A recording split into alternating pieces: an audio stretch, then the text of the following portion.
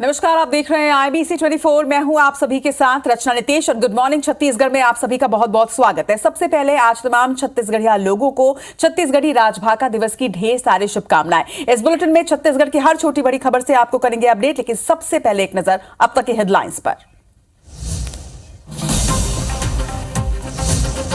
तेलंगाना से रायपुर लौटने के बाद सीएम भूपेश बघेल का बयान, कहा कांग्रेस का वोट काटने में लगी है बीजेपी, मतगणना में गड़बड़ी कर सकते हैं अधिकारी।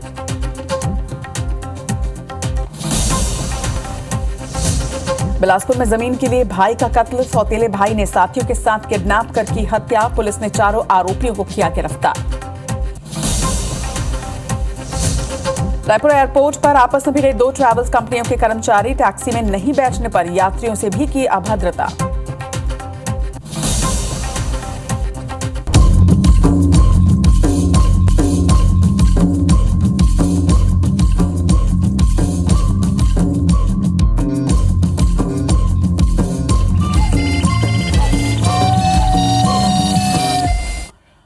और हेडलाइंस के बाद शुरुआत करेंगे गुड मॉर्निंग छत्तीसगढ़ की। और सबसे पहले आपको राजधानी रायपुर के एयरपोर्ट लिए चलते हैं। एयरपोर्ट की खूबसूरती तो सभी वाकिफ हैं, लेकिन इस बार एयरपोर्ट की ये तस्वीर कुछ अलहदा है, क्योंकि यहां पर गुंडागर्दी की तस्वीरें सामने आई हैं। दरअसल राजधानी रायपुर में एयरपोर्ट पर ट्रैवल कंपनियों की गुंडागर्दी देखने को मिली है। टैक्सी में नहीं बैठने पर यात्रियों से ट्रैवल कंपनी के एजेंट्स अभद्रता करते हुए नजर आए। दो ट्रैवल कंपनियों के कर्मचारी दरअसल आपस में भिड़ गए। दोनों कंपनियों के बीच कुछ आपसी विवाद भी है। कुछ दिन पहले भी इन दोनों ही ट्रैवल कंपनियों के बीच विवाद भी हुआ था। आए दिन यात्रियों को लेकर इनके बीच विवाद होता है, जिसके बाद स्थिति भी इस तरह की नजर आती है। विवाद के चलते यात्रियों को काफी परेशानियों का सामना करना पड़ता है। कर्मचारियों को एयरपोर्ट अथॉरिटी और CISF का कोई डर नहीं है, ये तो इस खबर से बिल्कुल साफ हो चुका है। हालांकि इस वक्त माना क्षेत्र थाना क्षेत्र का ये मामला है और पुलिस अब आगे की जांच कर रही है। लेकिन ये तस्वीरें आप देखिए, कुछ दिन पहले भी अगर आपको याद होगा तो हमने IBC 24 में आपको ये खबर बताई थी, जहां पर इसी तरह से ट्रैवल कंपनी के कर्मचारी जो हैं वो आपस में भिड़ते हुए नजर आए थे। उस वक्त भी शिकायत दर्ज हुई थी, जिसके बाद एक्शन भी लिया गया था। एयरपोर्ट अथॉरिटी ने भी इस पूरे मामले में संज्ञान लिया था, लेकिन इसका कोई खास असर होता यहाँ पर नजर नहीं आ रहा है, क्योंकि एयरपोर्ट के अंदर एक बार फिर से जो गुंडागर्दी है वो नजर आ रही है। इस खबर पर ज्यादा जानकारी के साथ हमारे सहयोगी तहसीन जैदी इस वक्त हमारे साथ जुड़ रहे हैं। तहसीन, अगर एक तरह से कहा जाए तो एक बार फिर से एयरपोर्ट के अंदर ट्रैवल कर्मचारियों की गुंडागर्दी देखने को मिल रही है। रजत, देखिए, जैसे कि आपने शुरुआत में बोला कि खूबसूरती का जिक्र किया आपने एयरपोर्ट की, तो यहाँ पे मैं एक बात और जोड़ता चलूं कि जिस तरीके से कहा जाता है कि रेलवे स्टेशन, बस स्टैंड और एयरपोर्ट ये किसी शहर की पहचान होती है, वहां के लोगों की पहचान होती है, वहां के व्यवहार की पहचान होती है। तो जिस तरीके के जो आलम जो इन दिनों रायपुर एयरपोर्ट में देखने को मिलता है, इससे निश्चित तौर पे रायपुर के नाम जो है वो खराब हो रहा है। इसमें अगर प्रशासन और शासन समेत जो एयरपोर्ट अथॉरिटी है वो अगर संज्ञान नहीं लेगी तो आने वाले दिनों में कई बड़ी अनहोनी घटना हो सकती है। इसमें अगर ये बात कहें कि इस पूरे जो इस तरीके के मामले हो रहे हैं वहां पे, इसके पीछे एयरपोर्ट अथॉरिटी और CISF और माना थाना पुलिस जो है, इसमें अगर पूरी तरह से दोषी अगर उसको माने तो कोई अतिशयोक्ति नहीं होगी, क्योंकि ये उनकी नाक के नीचे हो रहा है। और अगर ये चाहते तो इस तरीके की जो हरकतें हो रही हैं वहां पे, जो शहर खराब हो रहा है, स्टेट की जो बदनामी हो रही है, वो निश्चित तौर पे इसके जो पूरे जिम्मेदार हैं ये तीनों लोग हैं, चाहे वो CISF हो, एयरपोर्ट अथॉरिटी हो या माना थाना पुलिस हो।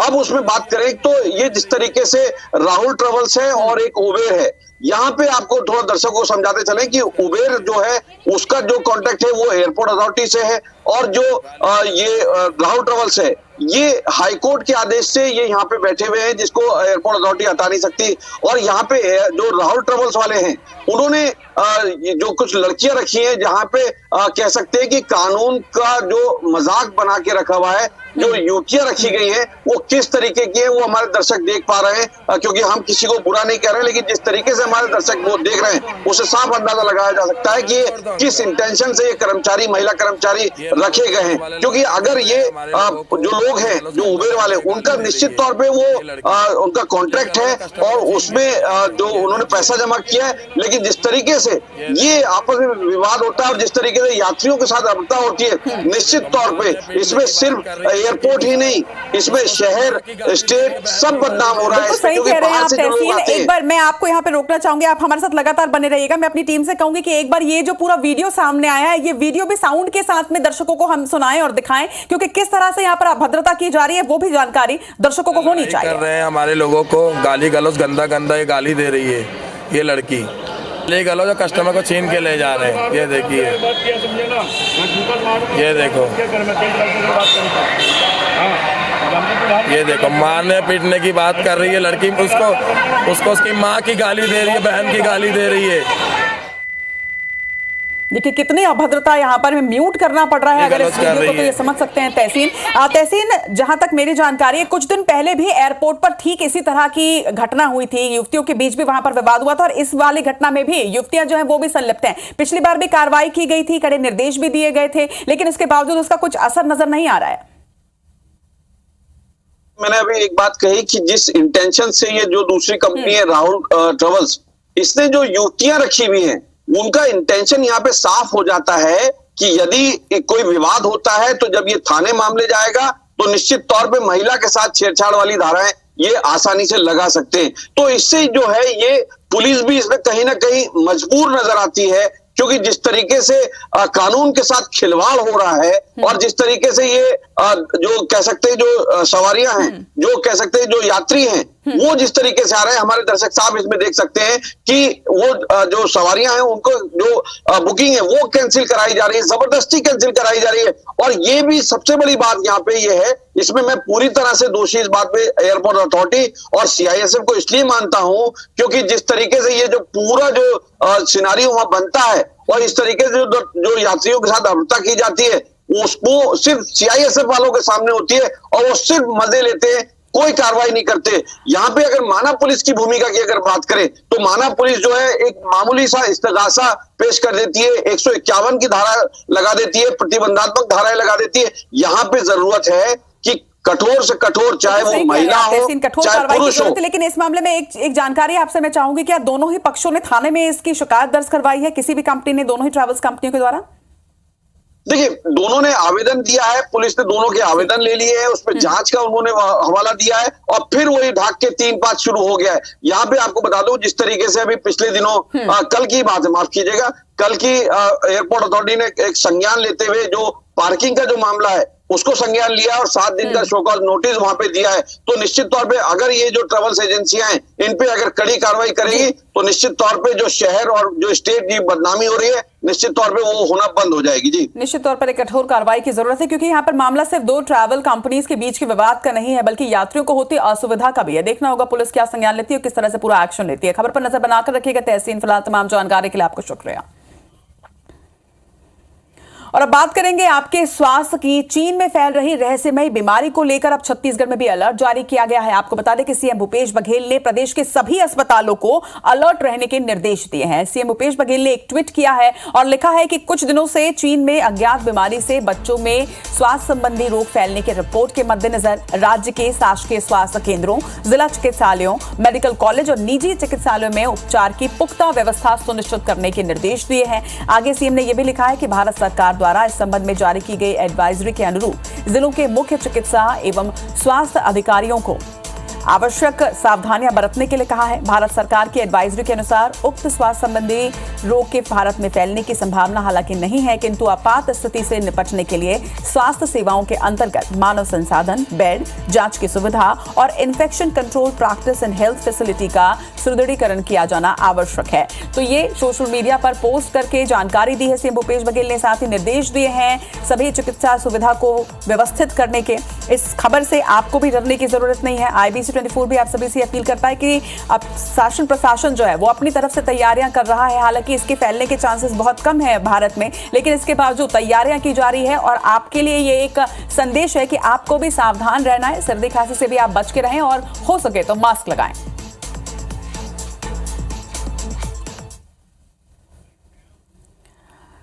मौसम विभाग ने प्रदेश में बारिश की संभावना जताई है और इसे लेकर सीएम भूपेश बघेल ने भी बारिश की संभावना को देखते हुए सभी कलेक्टर्स को खरीदी केंद्रों में धान का बेहतर रखरखाव सुनिश्चित करने के निर्देश दिए हैं। मुख्यमंत्री ने कलेक्टरों से कहा है कि प्रदेश में बारिश की संभावना है। इस समय समर्थन मूल्य पर धान की खरीदी की जा रही है। ऐसे में धान को बारिश से बचाने के लिए उपार्जन केंद्रों में कैप कवर, ड्रेनेज सहित सभी जरूरी इंतजाम होने चाहिए। धान खरीदी केंद्रों पर किसानों की सहूलियत का भी ध्यान रखा जाए। सीएम ने यह भी कहा कि धान उपार्जन केंद्रों का भ्रमण कर बारिश से धान को सुरक्षित रखने की सभी व्यवस्था सुनिश्चित की जाए। तो एक तरफ प्रदेश में धान खरीदी हो रही है, जिसके बाद मौसम विभाग ने जो आसार जताए हैं बारिश के, उसके बाद किसानों की चिंता भी बढ़ गई थी, क्योंकि खरीदी केंद्रों में धान भी रखा जा रहा है। तो इसी वजह से खरीदी केंद्रों में तमाम व्यवस्थाओं के निर्देश जो हैं वो सीएम भूपेश बघेल ने दिए हैं। साथ ही किसानों की सहूलियत का भी ध्यान रखने के लिए कहा गया है, क्योंकि लाइन में किसान जो है वो दिन भर लगे रहते हैं। तो ऐसे में अगर बारिश होती है तो उनके लिए भी व्यवस्थाओं के निर्देश सीएम भूपेश बघेल ने दिए हैं।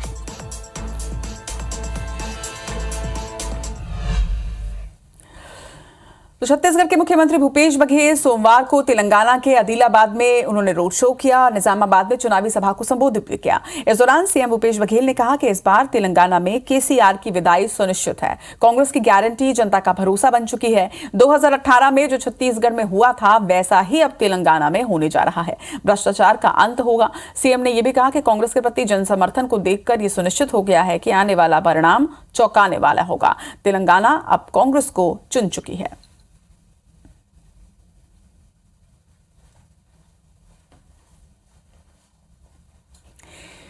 तो लगातार तेलंगाना के दौरे पर सीएम भूपेश बघेल थे। आपको बता दें कि 30 नवंबर को तेलंगाना में चुनाव होने हैं। इसके पहले आज शाम को चुनावी प्रचार का शोर तेलंगाना में थम जाएगा और उसके बाद सिर्फ डोर टू डोर कैंपेनिंग होगी। लेकिन इसके पहले सीएम भूपेश बघेल ने स्टार प्रचारक के तौर पर अलग अलग विधानसभा क्षेत्रों में लगातार दौरा किया। आदिलाबाद और निजामाबाद में उन्होंने चुनावी सभा और रोड शो किया और ये आश्वस्त किया कि कांग्रेस के पक्ष में माहौल बनता हुआ नजर आ रहा है। तेलंगाना की जनता ने अब कांग्रेस को चुना है और नतीजे चौंकाने वाले होंगे। इस बार केसीआर की निश्चित है, यह भी सीएम भूपेश बघेल का कहना।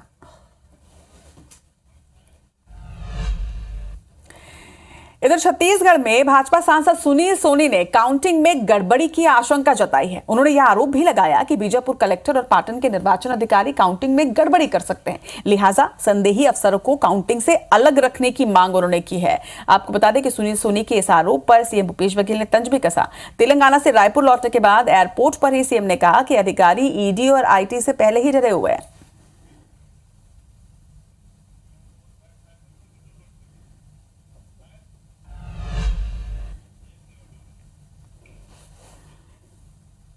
राज्य सरकार को लग रहा है कि हमारी सरकार जा रही है, तो गड़बड़ी की आशंका है और पुलिस प्रशासन भी जो है वो इसके अंदर में अलर्ट रहे। खासकर वहीं की हमारे पास में शिकायत आई है।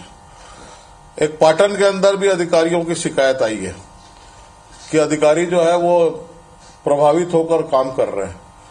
इस बात की शिकायत विजय बघेल जी ने भी की है, महेश गागड़ा जी ने भी की है। इसको संज्ञान में लेकर तत्काल कार्रवाई करना चाहिए। अरे ईडी आईटी हमारे सारे अधिकारी कर्मचारी वैसी दबाव में भाई, हाँ उसके दबाव में। अब क्यों जबरदस्ती नाटक नौटंकी कर रहे हैं लोग भाई? सारे हम लोग देखा है चुनाव दरमियान कि शिकायत भी कर रहे हैं, उसे सामान भी वहाँ पकड़ा हुआ है, लेकिन कार्रवाई नहीं हो रही है। क्यों? ये सारे लोग धमकी दिया गया कि यदि समझ लो ईडी आईटी तुम्हारे घर भी आ सकती है। मतदान के बाद ईवीएम और पोस्टल बैलेट की सुरक्षा को लेकर आशंकाओं और शिकायतों का दौर लगातार जारी है। बीजेपी ने पोस्टल बैलेट की सुरक्षा और पारदर्शिता को लेकर सवाल खड़े किए हैं। बिलासपुर में भाजपा नेताओं ने इस संबंध में जिला निर्वाचन अधिकारी को एक ज्ञापन भी सौंपा है। बीजेपी का यह कहना है कि पोस्टल बैलेट को स्ट्रांग रूम में नहीं रखा गया है। साथ ही भाजपा ने चुनाव ड्यूटी में लगे कोटवार, पुलिस जवान और अन्य कर्मचारियों को पोस्टल बैलेट उपलब्ध नहीं कराकर उन्हें मतदान से रोकने का आरोप भी लगाया। इधर बालोद के डोंडीलोहारा और गुंडरदेही विधानसभा के भाजपा प्रत्याशियों ने भी कार्यकर्ताओं के साथ कलेक्ट्रेट पहुंचकर बैलेट पेपर में हुए मतदान की मत पेटियों की सुरक्षा बढ़ाए जाने को लेकर कलेक्टर के नाम तहसीलदार को ज्ञापन सौंपा है। इस दौरान उन्होंने नारेबाजी भी की।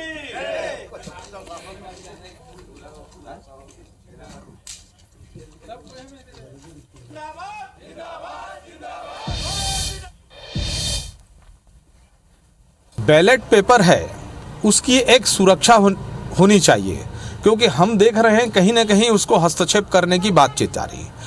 उन बैलेट पेपरों को जो स्ट्रांग रूम में जमा होनी चाहिए, जो एक उनकी एक प्रक्रिया है वो उस तरीके से पालन होना चाहिए और उसकी सुरक्षा मजबूत होना चाहिए। कि आप मशीन स्ट्रांग रूम में रखवाते हैं, परंतु डाक मतपत्र जैसे गंभीर मतपत्रों को आप एक ट्रेजरी में रखवा देते हैं और उसकी सुरक्षा का कोई भी मॉक ड्रिल हमारे माध्यम से नहीं कराया गया।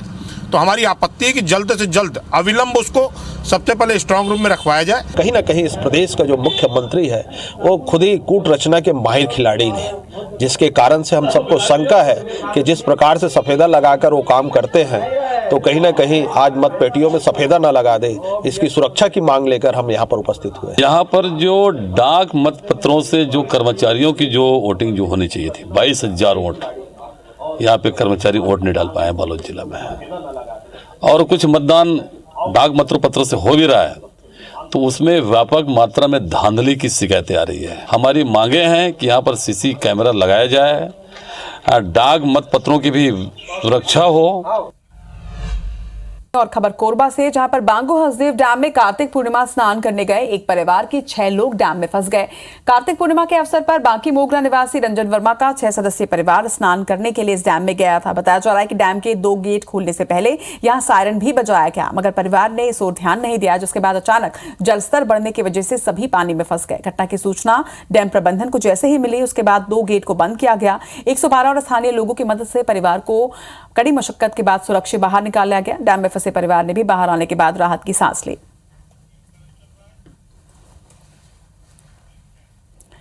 इधर रायगढ़ जिले की खरसिया पुलिस ने तेलीकोट इलाके के एक सूने घर में 5 युवतियों के साथ एक युवक को संदिग्ध अवस्था में पकड़ा।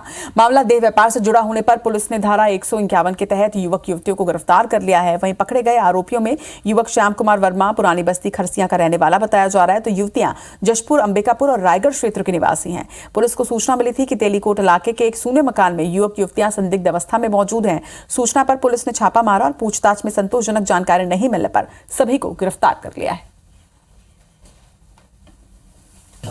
तेलीकोट में सूचना प्राप्त हुई थी कि कुछ लड़के लड़कियां जो हैं इकट्ठे हुए हैं। जैसे इसकी सूचना प्राप्त हुई, थाने की टीम के द्वारा घटनास्थल में रेड की कार्रवाई की गई, जिससे घटनास्थल पर 5 लड़कियां और 1 लड़के जो है वहां पे मिले हुए, उनसे पूछताछ की गई, जिसमें कुछ संदिग्ध प्रतीत होने पर सभी के ऊपर प्रतिबंधात्मक कार्रवाई करते हुए अग्रिम कार्रवाई की जा रही है। रायगढ़ जिले में 284 प्राथमिक स्वास्थ्य केंद्रों को हेल्थ एंड वेलनेस सेंटर का दर्जा तो दे दिया गया है, लेकिन 3 साल के बावजूद भी इन सेंटरों के डॉक्टरों और नर्सिंग स्टाफ की नियुक्ति की प्रक्रिया अब तक पूरी नहीं हो पाई है, जिससे ग्रामीणों को बेहतर स्वास्थ्य सुविधाएं नहीं मिल पा रही हैं। इस मामले को लेकर भाजपा ने राज्य सरकार पर निशाना साधा। भाजपा का कहना है कि केंद्र की हर योजना के साथ राज्य सरकार सौतेला व्यवहार कर रही है। इधर स्वास्थ्य विभाग का कहना है कि आचार संहिता की वजह से भर्ती प्रक्रिया प्रभावित हुई है। वहीं चुनाव प्रक्रिया के बाद रिक्त पदों पर नियुक्तियां की जाएंगी।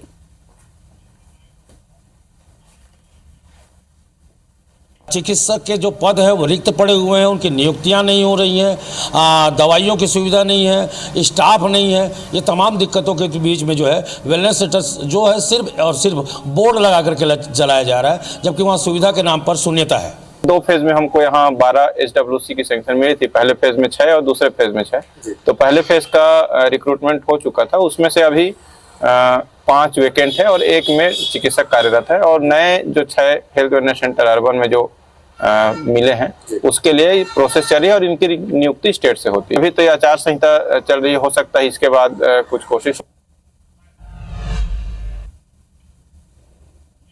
और अब छत्तीसगढ़ी भाषा में छत्तीसगढ़ की बड़ी खबरें दिनानंद 10 में।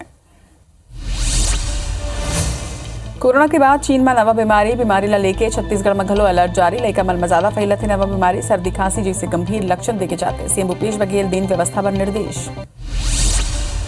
दुर्ग मां ईसाई धर्म के प्रार्थना सभा ला लेके हुई जम के बवाल, हिंदू संगठन करे विरोध। ग्रामीण मनला बरगला के धर्मांतरण कराए के आरोप। हिंदू संगठन हा गांव में हनुमान चालीसा के करन पाठ। पुलिस और जिला प्रशासन संभालन मोर्चा। नक्सली मन के सल्लग उत्पाद जारी। नक्सली मन पेड़ काट के लगाई जाम। 20 घंटा ले आवागमन प्रभावित। PLG सप्ताह मनाए बर के करिस ऐलान। धनोरा थाना इलाका के मामला। काली डामर के प्लांट में तको करे रही आगजनी।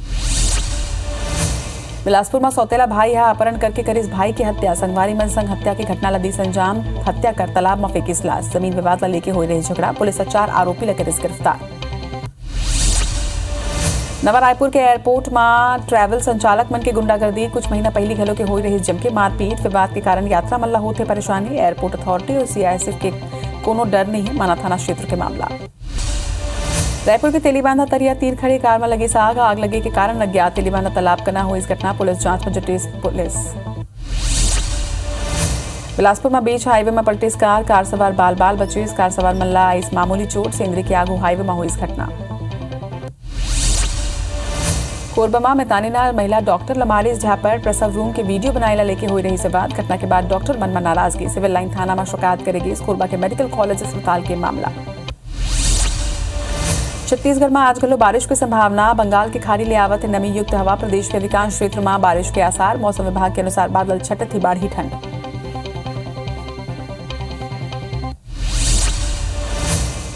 और इसी के साथ छत्तीसगढ़ की खबरों में फिलहाल इतना ही, लेकिन 9 बजे तक की दूसरी बड़ी खबरें देखिए खबर 9 बजे में राहुल सिन्हा के साथ।